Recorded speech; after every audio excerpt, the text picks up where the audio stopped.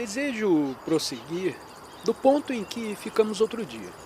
Considero importante compreender a questão da ação e não estou empregando essa palavra em sentido abstrato ou meramente ideativo. Me refiro ao fato concreto da ação, do fazer alguma coisa. Se está cavando num jardim, ou a caminho do escritório, ou contemplando uma árvore, ou seguindo o movimento de um rio, ou simplesmente caminhando pela estrada, sem nada pensar, observando tranquilamente as coisas. O que quer que esteja fazendo é parte da ação. Mas, em regra, nessa ação gera conflito.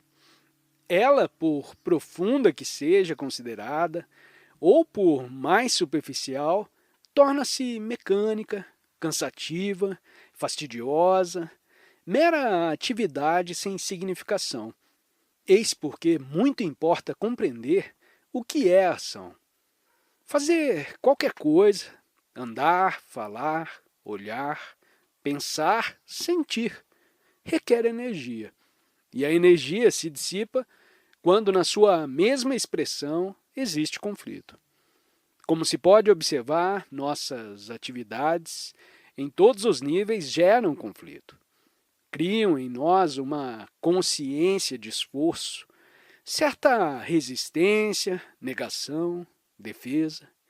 E é possível, de alguma maneira, agir sem conflito, sem resistência e até sem esforço. É sobre isso que desejo lhes falar essa manhã. Vê-se o que está acontecendo no mundo. Os computadores, os cérebros eletrônicos e várias formas de automação vão proporcionar ao homem cada vez mais folga. E essa folga vai ser monopolizada pelas religiões e diversões organizadas. Não sei se há muita diferença entre essas duas coisas, mas por hora vamos deixá-las separadas. Quando o homem dispõe de maior lazer, tem também mais energia, bastante energia. E a sociedade exige que ele utilize essa energia de maneira correta e não antissocial. Para controlar o sentimento antissocial, entrega-se o homem à religião organizada ou a divertimentos de todo gênero. Ou irá cultivar a literatura, a arte, a música, que é outra forma de divertimento. E o resultado é que o homem se tornará cada vez mais superficial. Poderá ler todos os livros do mundo e procurar entender as complicações da teologia, da filosofia e da ciência. Poderá familiarizar-se com certos fatos e verdades da literatura, mas tudo será exterioridade, tal como as diferentes formas de religião e de entretenimento. Afirmam as religiões organizadas que estão buscando as coisas interiores da vida. Porém, elas exigem crença, dogma, ritual, conformismo, como todos sabemos. A menos que estejamos conscientizados de todas essas condições inerentes à odierna civilização, nossas energias serão por elas consumidas e nossa atenção, portanto, permanecerá superficial.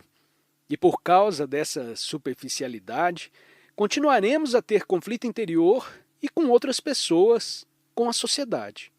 Em todas as formas da atividade humana, artística, científica, matemática e industrial, e em nossas relações com o esposo ou marido, com os filhos, com o próximo, continuará a haver conflito. E todo conflito é desperdício de energia. Para se conseguir a extinção do conflito e, portanto, a conservação da energia, nos cabe compreender o que é a ação. Pois sem essa compreensão, nossa vida se tornará mais e mais exterior e estaremos cada vez mais vazios interiormente. Isso não é um ponto passível de discussão ou de dúvida. Não está em questão minha opinião contra a sua. Trata-se de fatos reais. Assim, em primeiro lugar, que é a ação? Como a conhecemos? Todas as nossas ações têm algum móvel, sutil ou óbvio, não é verdade? Ou estamos visando a uma recompensa, ou atuando por medo, ou procurando ganhar alguma coisa. Nossa ação é sempre um ajustamento a algum padrão, alguma ideia, ou aproximação a algum ideal. Conformismo, ajustamento, aproximação, resistência, renúncia. Eis tudo o que sabemos a respeito de ação. E tudo isso implica uma série de conflitos. Como já mencionei, comungar com alguma coisa com a qual não nos relacionamos profundamente é sempre um tanto difícil. Eu desejo estar em comunhão com vocês, em referência a um estado de espírito que é a verdadeira antítese desse conflito que comumente chamamos ação. Há uma ação total, ação sem conflito, e desejo lhes dizer algo sobre ela, mas não para vocês o aceitarem ou rejeitarem, ou serem hipnotizados por minhas palavras. Uma das coisas mais difíceis, quando um homem está sentado num estrado a falar e outros escutando, se de fato o escutam, é estabelecer a relação correta entre o ouvinte e o orador. Aqui não está para ser mesmerizados com uma série de palavras e tampouco de nenhuma forma desejo lhes influenciar. Não estou fazendo propaganda de uma ideia e nem é minha intenção lhes instruir. Como várias vezes tenho frisado, não há instrutor nem discípulo. Há só um estado de aprender. E vocês e eu, nenhuma possibilidade temos de aprender se esperamos ser instruídos, ser informados sobre o que devemos fazer. Não nos interessam opiniões. Eu não tenho opiniões. O que estou tentando é apenas expor certos fatos e vocês podem olhá-los, examiná-los por vocês mesmos ou deixar de fazê-lo. Isso significa que vocês e eu temos de estabelecer a relação correta, de modo que haja não apenas uma comunhão intelectual, mas a percepção total de um fato que ambos examinamos. Não estamos em comunhão um com o outro, porém antes em comunhão com o fato. E, portanto, o fato se torna mais importante do que você e eu. Só o fato e o percebê-lo mutuamente criará o ambiente ou o clima adequado que não pode deixar de influir profundamente em nós. Assim, eu acho que o escutar uma coisa, aquela corrente ou o sussurro das árvores, ou nossos próprios pensamentos e sentimentos, se torna de forma importante quando estamos considerando o fato em si, e não uma ideia ou opinião sobre ele. Todos sabemos que nossa ação gera conflito.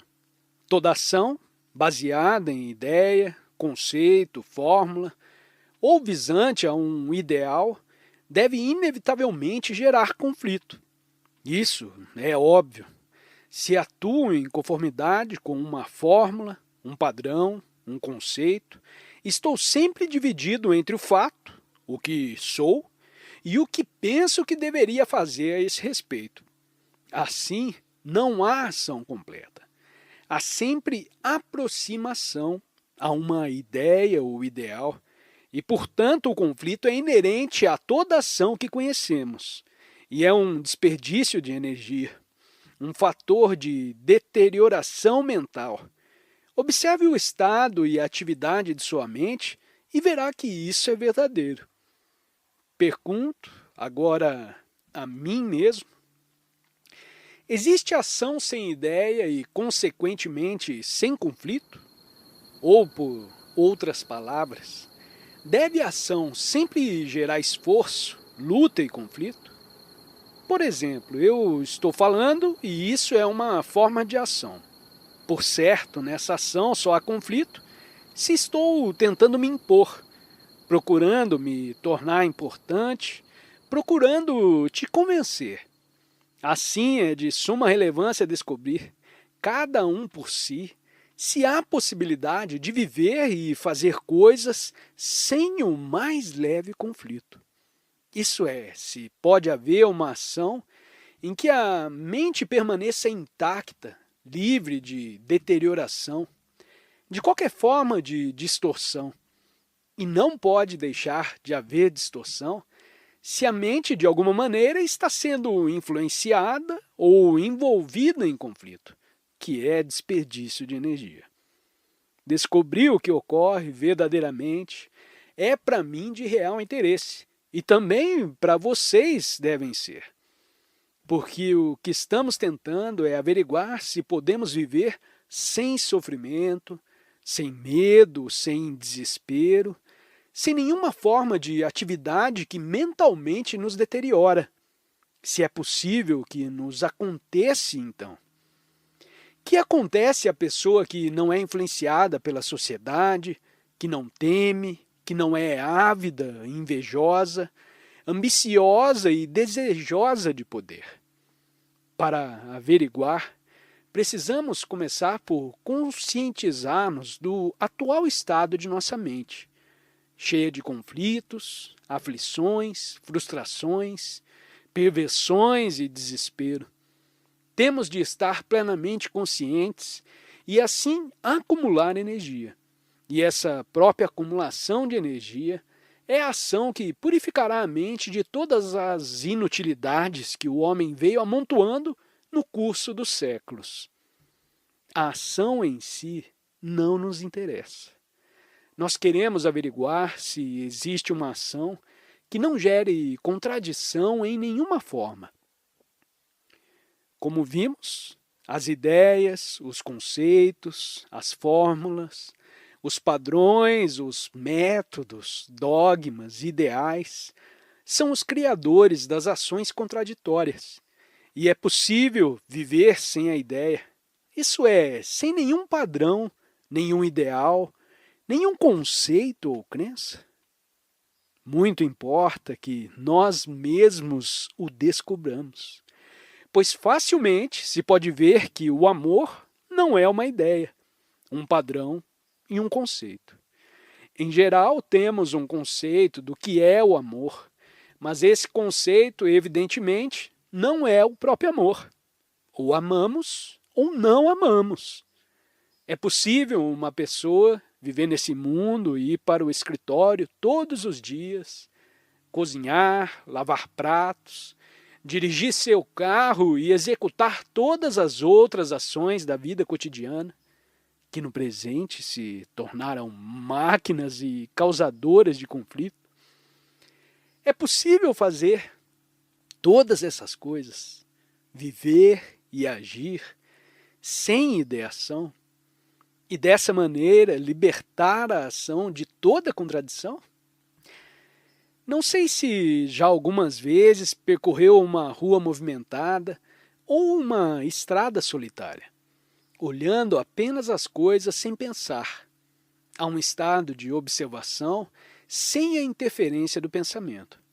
Embora estejamos a par de tudo que nos cerca e reconheçamos outra pessoa, a montanha, a árvore ou o carro que se aproxima, nossa mente não funciona no costumeiro padrão de pensamento. Não sei se isso alguma vez já lhe aconteceu. Experimente. Numa ocasião em que estiver passeando de carro ou a pé, olhe apenas. Observe sem a reação criada pelo pensamento. Embora reconheça as cores e as formas, conquanto vejas o rio, o carro, o animal, o ônibus, não há reação alguma, porém, tão só observação. E esse próprio estado, da assim chamada conservação negativa, é ação. A mente, então, pode utilizar o conhecimento para executar o que for necessário, mas se acha isenta de pensamento. Quer dizer, não atua por reação. Com essa total atenção, sem reagir, pode executar todas as tarefas de cada dia. Em geral, estamos sempre pensando em nós mesmos, da manhã à noite, e funcionando dentro do padrão dessa atividade egocêntrica. Toda atividade dessa ordem, que é apenas reação, leva inevitavelmente a várias formas de conflito e deterioração. Mas é inevitavelmente possível não funcionar dentro desse padrão e, todavia, viver nesse mundo. Não quero dizer viver sozinho numa caverna, entre as montanhas ou coisa semelhante. Pode-se viver nesse mundo e funcionar como um ente humano total pela ação desse estado de vazio. Se não interpreta erroneamente o uso que estou fazendo dessa palavra, pintando ou escrevendo poesia, ou caminhando para o escritório ou falando, pode conservar sempre um espaço vazio interiormente e, pela ação desse espaço, trabalhar? Porque quando existe espaço vazio, a ação não gera contradição. Isso é uma coisa que muito importa descobrir e você mesmo é que tem de descobrir. Por enquanto, ela não pode ser ensinada ou explicada. Para descobrir, deve primeiramente compreender que toda ação egocêntrica gera conflito e a seguir se interrogar se a mente pode, em algum momento, contentar-se com tal ação. Ela poderá satisfazer-se momentaneamente. Mas ao perceber que em toda ação dessa natureza é inevitável o conflito, passa a averiguar se existe outra espécie de ação não conducente a conflito. E então, inevitavelmente, descobrirá que ela existe. Surge assim a questão: por que é que estamos sempre à procura de satisfação? Em todas as nossas relações e em tudo o que fazemos, existe sempre o desejo de preenchimento, a busca de prazer e o desejo de conservar esse estado de prazer. O que chamamos descontentamento só se apresenta quando as coisas não nos satisfazem. E esse descontentamento só serve para gerar outra série de reações. O indivíduo que encara os fatos com seriedade e que percebe tudo isso, como há milênios vivem os homens em completa confusão e aflição, e sem nunca ver uma ação integral, deve por si mesmo descobrir se é capaz de viver sem se deixar contaminar pela sociedade. E isso ele só poderá descobrir quando estiver livre da influência social. Me refiro a um estado livre da estrutura psicológica da sociedade, constituída de avidez, inveja, ambição e desejo de importância pessoal. Uma vez compreendida e posta de lado essa estrutura, o homem se acha livre da sociedade. Poderá continuar a ir para o escritório, vestir calças e etc., mas já estará livre daquela estrutura psicológica que tanto lhe deforma o espírito. Atinge, em suma, um ponto em que descobre por si mesmo que a libertação da influência social é uma completa inação. Essa inação significa a ação total, que não engendra contradição e, portanto, deterioração. Já que o que desejava dizer nessa manhã, e agora talvez possamos discuti-lo, ou podem fazer perguntas sobre o que foi dito. Pergunta: podemos conservar nossos empregos e trabalhar sem competição?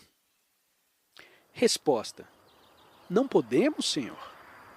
Você pode frequentar o escritório e conservar o seu emprego sem competir?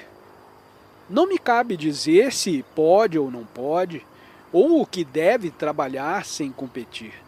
Mas só você pode ver os efeitos do espírito de competição. Ele gera antagonismos, medo, um cruel empenho em alcançar suas pretensões, espirituais ou mundanas. Veja tudo isso e pergunte a você mesmo se é possível viver nesse mundo sem competir. Isso significa viver sem comparar. Significa fazer o que realmente gosta de fazer. o que sobremodo te interessa. Ou se vê preso a um emprego de que não gosta, por ter responsabilidades. Significa que deve descobrir como exercer esse emprego eficientemente sem competir. E isso requer muita atenção, não acha? Tem de estar sumamente vigilante para cada pensamento, cada sentimento que em você se manifesta, porque do contrário estará meramente impondo a você mesmo a ideia de que não deve competir, o que se torna mais um problema. Mas pode tornar conhecimento de tudo o que a competição implica, perceber seu verdadeiro significado e como gera conflito e luta incessante. Compreende que a competição inevitavelmente conduz o homem, ainda que se verifique considerável progresso, o que se costuma chamar progresso e maior eficiência na competição, ao antagonismo, à falta de afeição. Se perceber tudo isso, então, como resultado dessa percepção, atuará, competindo ou não competindo, plenamente. Interrogante. Não creio que uma ação que se repete seja necessariamente fastidiosa. Resposta. Deve saber que se está começando a verificar que um homem que trabalha numa fábrica, fazendo a mesma coisa repetidamente, não é uma entidade muito produtiva. E me dizem que na América se está agora experimentando, em certas fábricas, dar aos trabalhadores oportunidade de aprender ao mesmo tempo que exercem suas atribuições.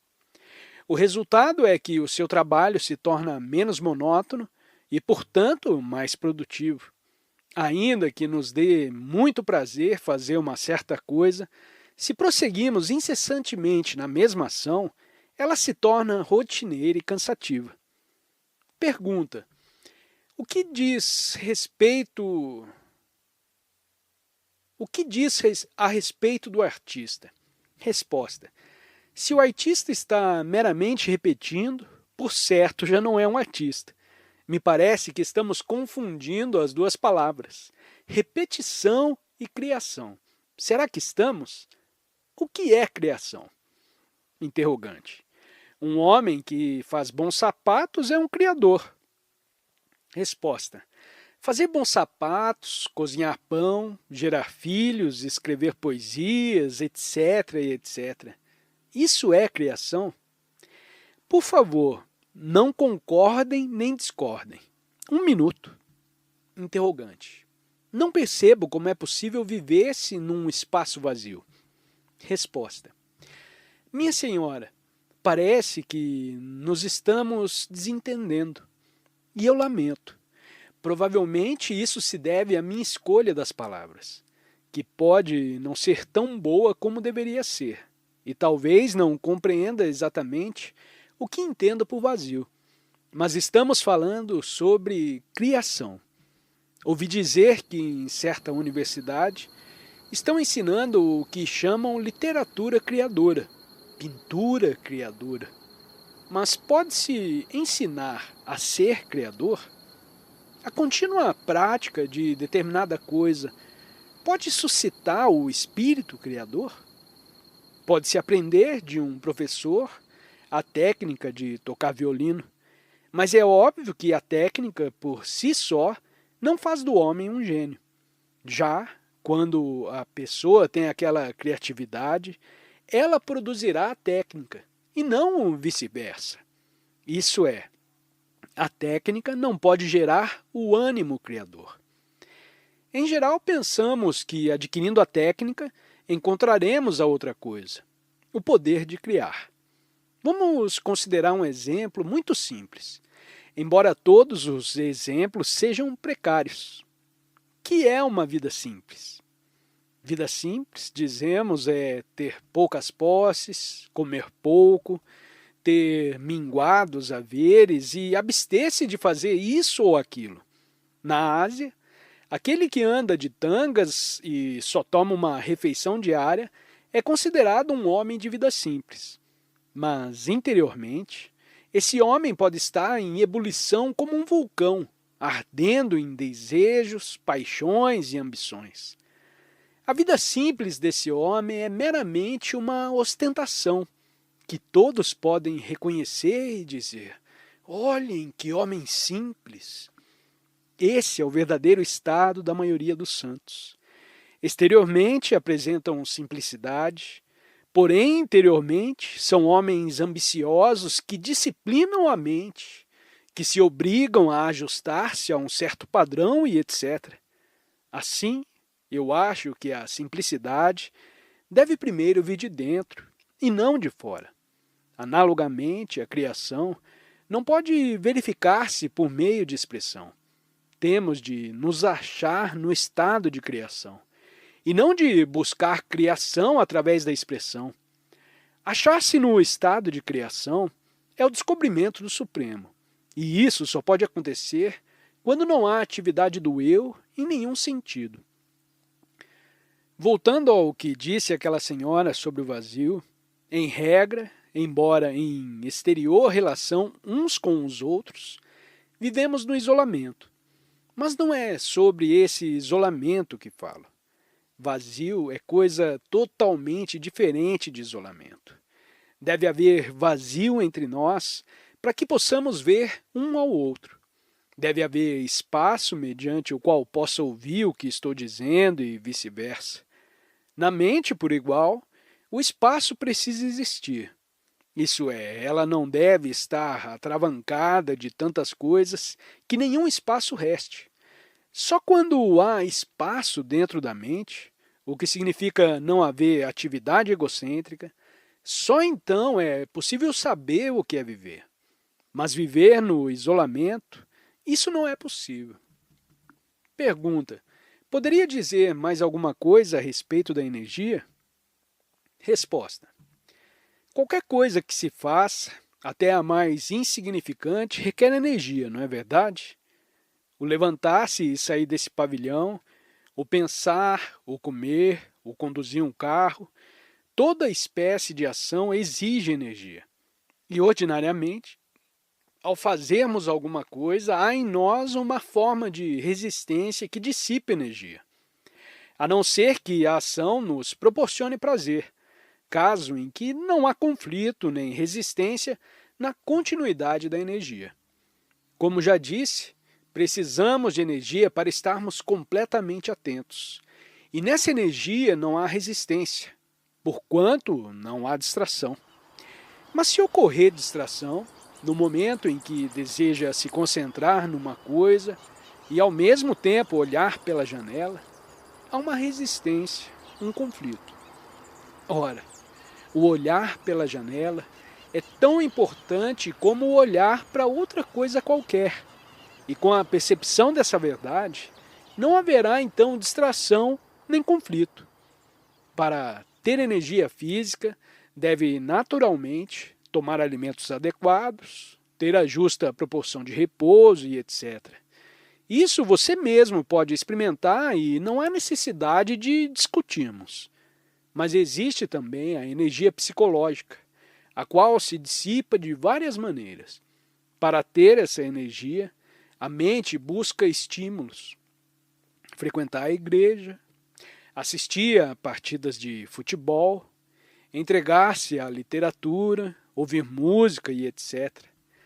Todas essas coisas te estimulam. E se o que deseja é ser estimulado, isso significa que psicologicamente é dependente. A busca de estímulo implica dependência de alguma coisa, de uma bebida, uma droga, um orador, ou de entrar numa igreja. E, por certo, o depender de estímulo não apenas embota a mente, mas também ocasiona a dissipação da energia. Assim, para conservarmos nossa energia, deve desaparecer toda espécie de dependência ou de estímulo. E para desaparecer a dependência, precisamos nos conscientizar dela. Se para ter estímulo a pessoa depende de sua mulher ou de seu marido, de um livro, de seu cargo, de ir aos cinemas, qualquer que seja um incentivo, deve em primeiro lugar perceber isso, o aceitar simplesmente os estímulos e com eles viver, dissipa energia e deteriora a mente. Mas nos cientificando dos estímulos e do significado que tem em nossa vida, poderemos nos livrar deles, pelo autopercebimento, que não é autocondenação, e etc. Porém, estar simplesmente cônscio, sem escolha de si próprio, pode o homem conhecer todas as formas de influência, todas as formas de dependência, todas as fórmulas de estímulo.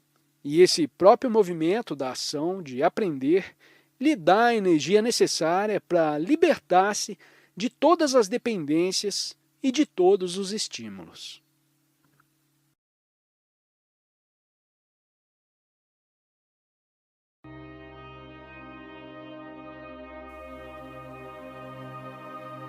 Essa manhã talvez possamos deixar de lado os nossos problemas econômicos, problemas atinentes às nossas relações pessoais, problemas de doenças e também os mais importantes que nos rodeiam, de ordem nacional e internacional.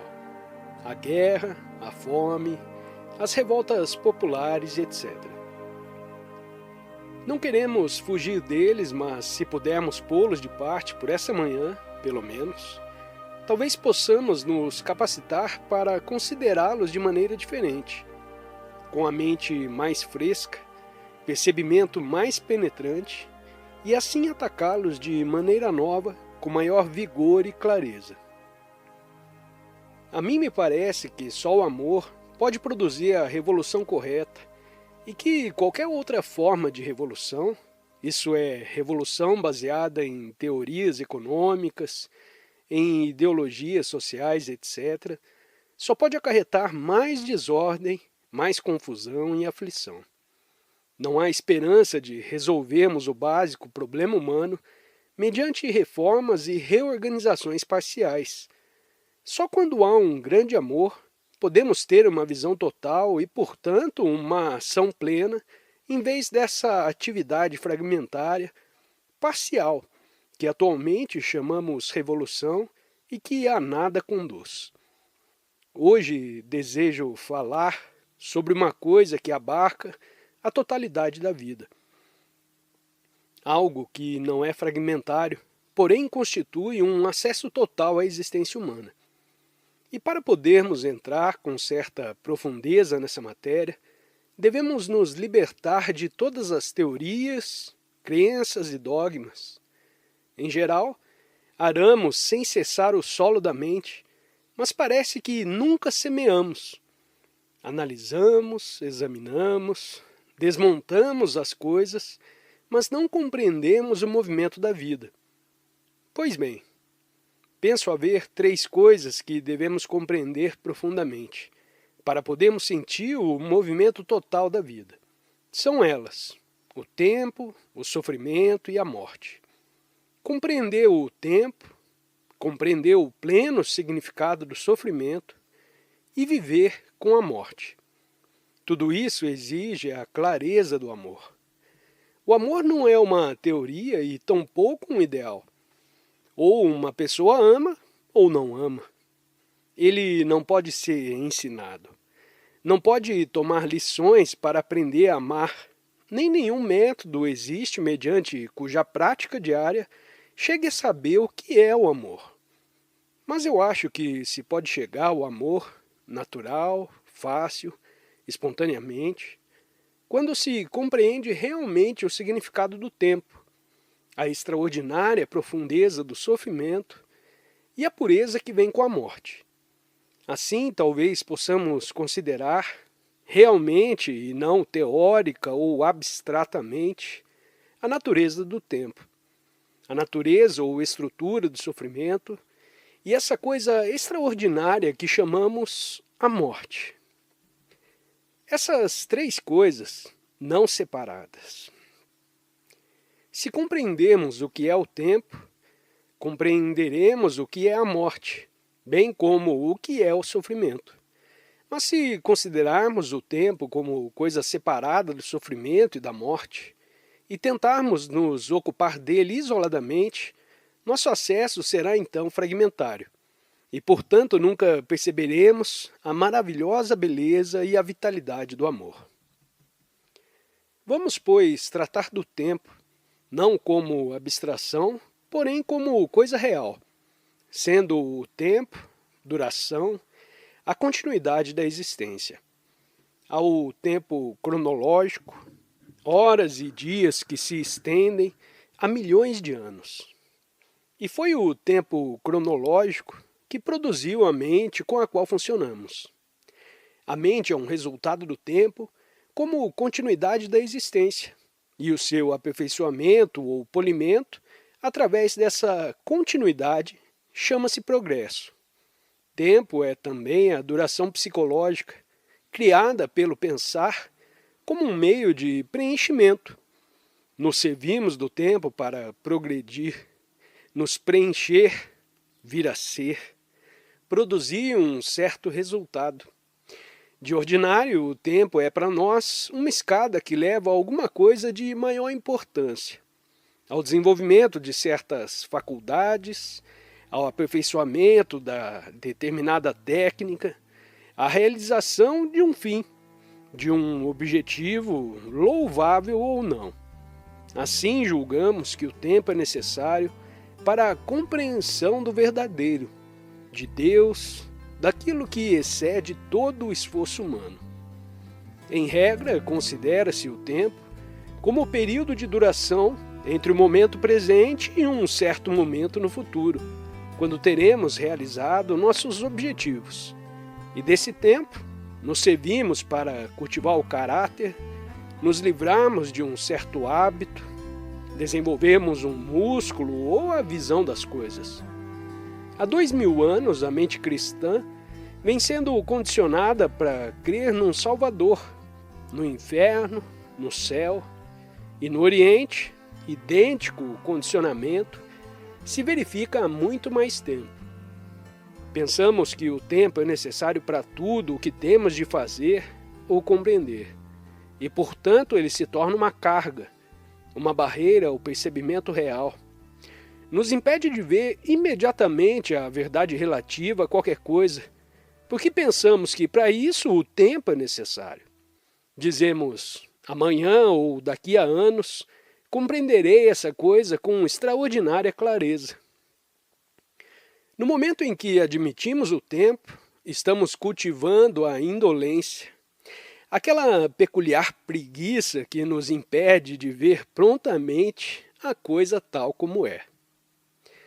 Supomos que necessitamos de tempo para romper o condicionamento que a sociedade, com suas religiões organizadas, seus códigos de moralidade, seus dogmas, sua arrogância e seu espírito de competição nos impôs. Pensamos em termos de tempo porque o pensamento é produto do tempo. O pensamento é reação da memória. Sendo memória o fundo que foi acumulado, herdado, adquirido pela raça, pela comunidade, pelo grupo, pela família e pelo indivíduo. Esse fundo é produto do processo aditivo da mente, e sua acumulação levou tempo. Para a maioria das pessoas, a mente é memória, e sempre que há um desafio, uma exigência, é a memória que responde. Sua resposta é como a resposta do cérebro eletrônico, que funciona por associação. E sendo a reação da memória, o pensamento é, por sua própria natureza, produto do tempo e o criador do tempo. Note que o que estou dizendo não é uma teoria, uma coisa em que deve refletir. Sobre ela não precisa refletir, porém antes vê-la, porque assim é. Não vou entrar nos seus complicados pormenores, mas já lhes apontei os fatos essenciais, e vocês os veem ou não os veem. Se me está seguindo, não apenas no sentido verbal, discursivo ou analítico, porém vendo realmente que assim é, perceberá como é enganador o tempo. E a questão é então, se o tempo pode parar. Se somos capazes de ver todo o processo de nossa própria atividade, ver sua profundeza, sua superficialidade, sua beleza e sua fealdade. Não amanhã, porém imediatamente. Então, esse próprio percebimento é a ação que destrói o tempo. Se não compreendermos o tempo, não compreenderemos o sofrimento. Eles não são, como procuramos, torná-los duas coisas diferentes. Exercer um cargo, estar com a família, gerar prole, não são incidentes separados e isolados. Pelo contrário, estão profunda e intimamente relacionados. Não podemos perceber essa extraordinária intimidade de relação sem a sensibilidade oriunda do amor. Para compreender o sofrimento, devemos, com efeito, compreender a natureza do tempo e a estrutura do pensamento.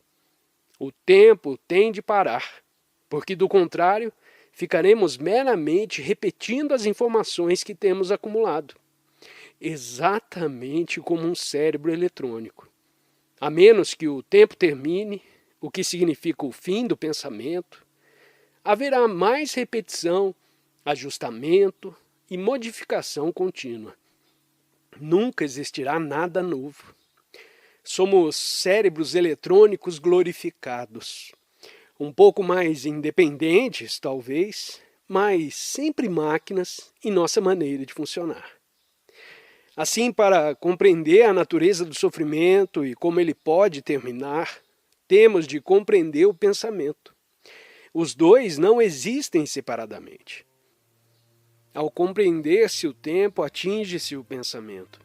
E a compreensão do pensamento é a extinção do tempo e, portanto, o término do sofrimento.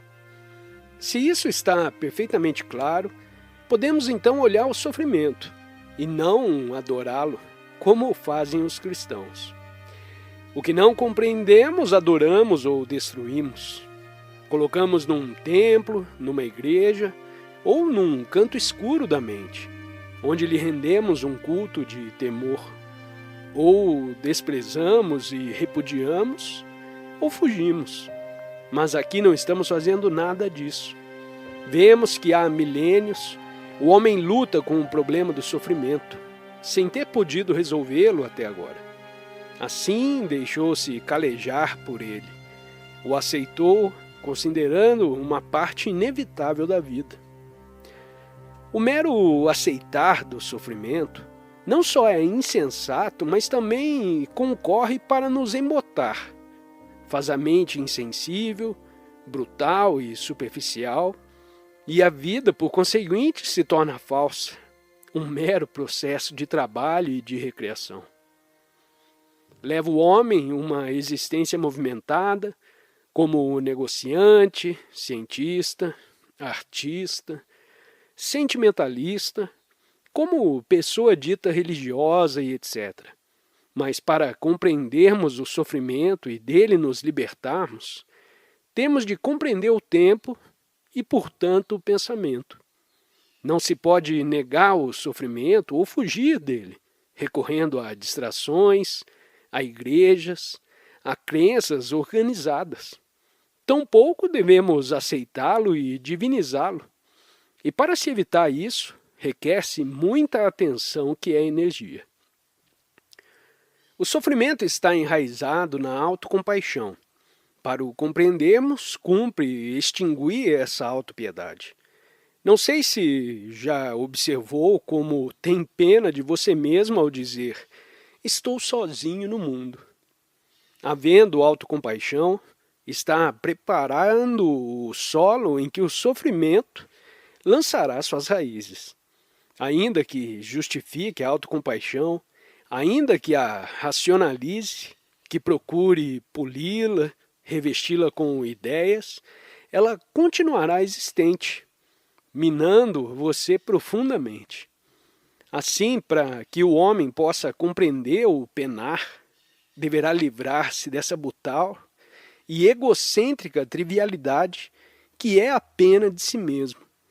Pode sentir autocompaixão por motivo de doença, pela morte de um ente querido, ou por não se ter realizado, e, portanto, você se sente frustrado.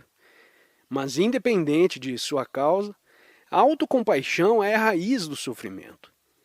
E, uma vez livre desse sentimento, poderá encarar o sofrer sem lhe render culto, sem dele fugir, ou sem lhe dar uma significação sublime, espiritual, como, por exemplo, dizendo que deve penar para achar Deus, o que é puro contrassenso. Sua mente embrutecida, estúpida, se conforma com a amargura. Portanto, não devemos aceitá-la em nenhuma forma, nem rejeitá-la. Ao se libertar da autocompaixão, você se despoja de toda a sentimentalidade e emocionalismo que ela suscitou e estará pronto para olhar o sofrimento com total atenção. Espero que esteja fazendo, junto comigo, essa viagem e não aceitando apenas verbalmente os dizeres do orador. Tenha cuidado com a passiva aceitação do sofrimento, a racionalização dele, as escusas, a autocompaixão, a sentimentalidade, a atitude emocional ante o amargor, porquanto tudo isso é dissipação de energia. Para compreender o sofrimento, deve-lhe aplicar toda a atenção. E nessa atenção não há lugar para desculpas, para sentimento e racionalização. Não há lugar para nenhuma espécie de comiseração própria. Suponho estar sendo bem claro ao ressaltar a necessidade de darmos inteira atenção ao sofrimento. Nessa atenção, não há esforço para resolvê-lo ou compreendê-lo.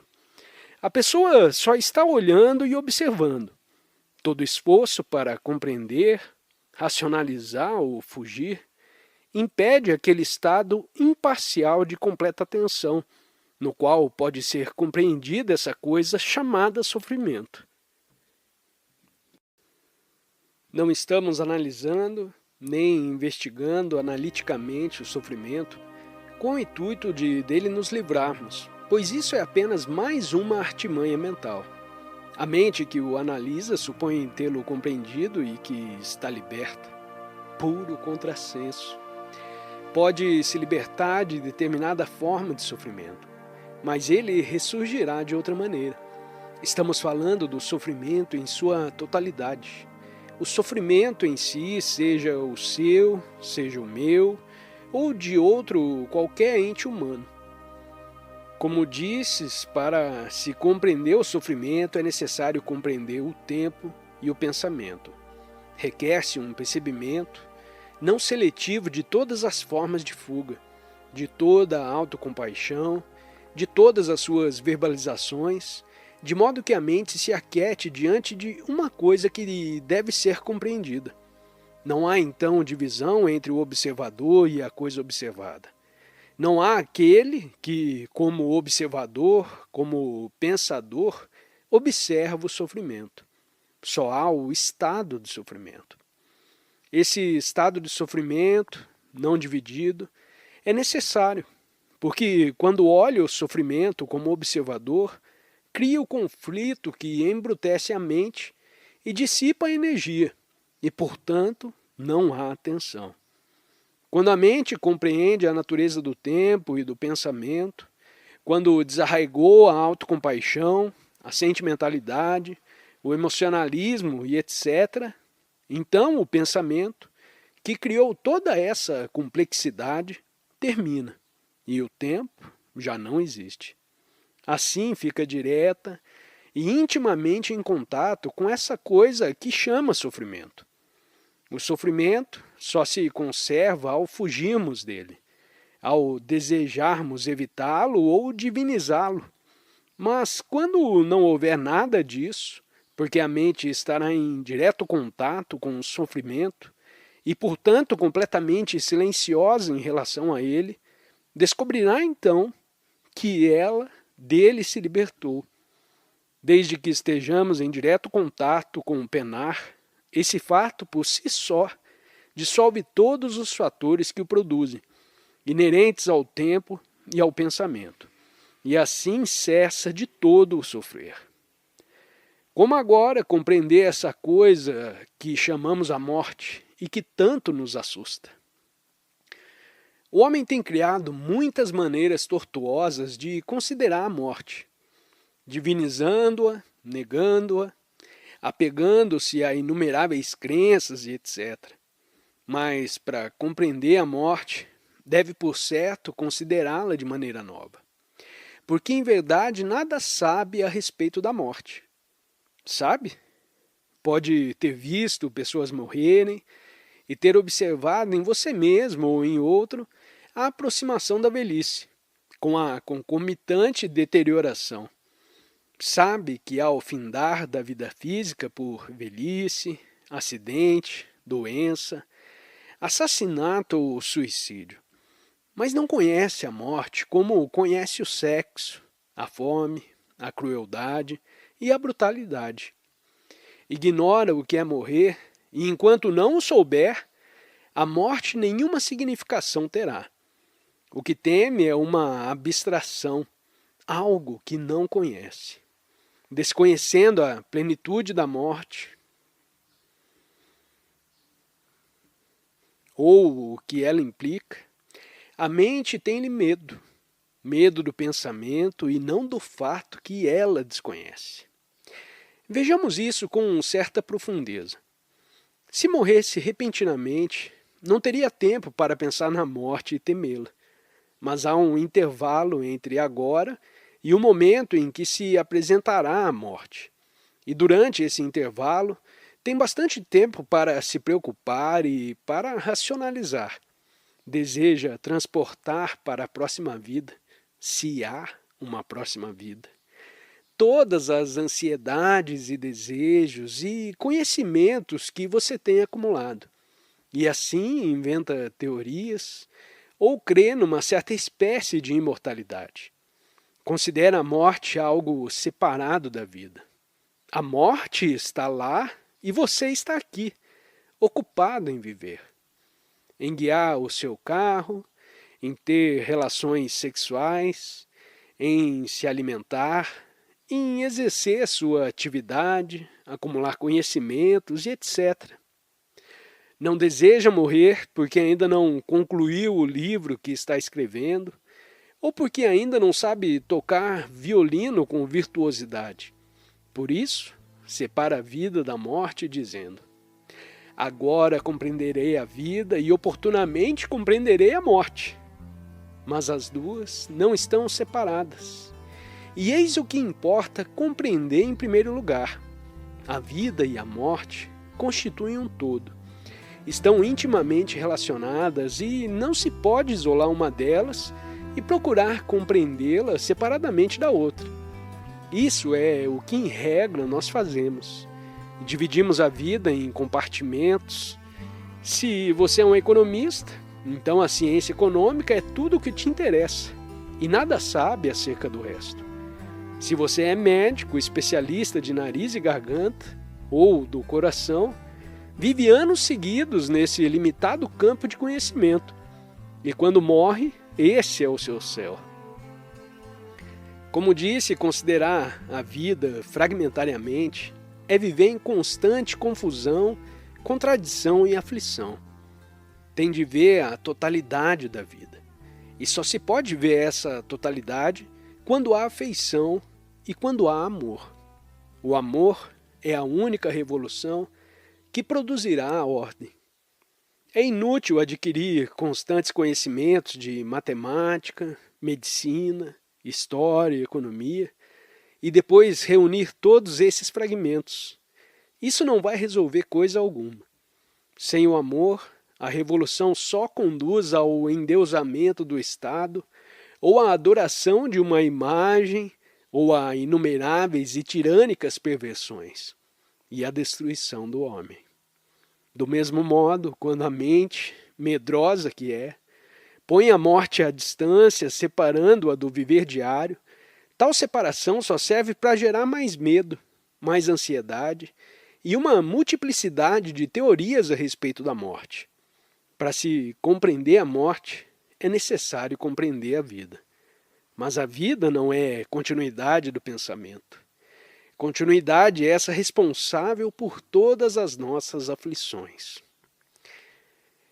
Assim, pode a mente trazer a morte da distância em que se acha para o imediato, o agora? Compreende? A morte, com efeito, não se acha em nenhum lugar remoto. Ela está aqui e agora. Está presente quando falamos, quando nos divertimos, quando escutamos, quando nos dirigimos ao escritório. Está aqui a cada instante da vida, exatamente como o amor. Se percebendo esse fato, deixa de haver medo à morte. Tememos não o desconhecido, porém a perda do conhecido. Tememos perder nossa família, ficar só, sem companheiros. Tememos a dor da solidão, ficar privado das experiências, dos haveres acumulados. É o conhecido que temos medo de largar. O conhecido é memória. Memória a que nos apegamos. Mas a memória é apenas uma coisa mecânica, como os computadores o provam subjantemente. Para compreendermos a beleza e a extraordinária natureza da morte, precisamos nos livrar do conhecido. No morrer para o conhecido está o começo da compreensão da morte, porque a mente então se torna fresca, nova e nenhum medo existe. Portanto, pode-se entrar naquele estado que se chama a morte. Assim, do começo até o fim da vida e a morte são inseparáveis. O sábio compreende o tempo, o pensamento e o sofrimento, e só ele é capaz de compreender a morte.